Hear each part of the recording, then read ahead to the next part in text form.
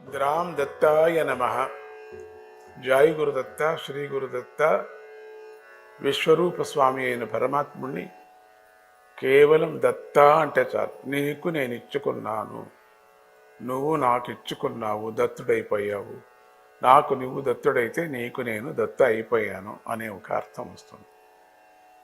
ఆత్మార్పణ శరణం అయినప్పుడు మాత్రమే బుద్ధిని, మనస్సుని, అంటే కొంత ఆత్మ అంటారు, మనస్సుని, ఇంద్రియాల్ని అంటే శరీరాన్ని పూర్తిగా సమర్పణ చేయటం ఒకటి. ఇంకా సెకండ్ థాట్ ఉండకూడదు అని.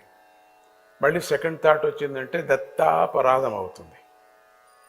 ఎందుకంటే ఒక్క పర్యం ఇచ్చుకున్న తర్వాత మళ్ళీ అనుమానాలు రాకూడదు, మహాపాపం అది.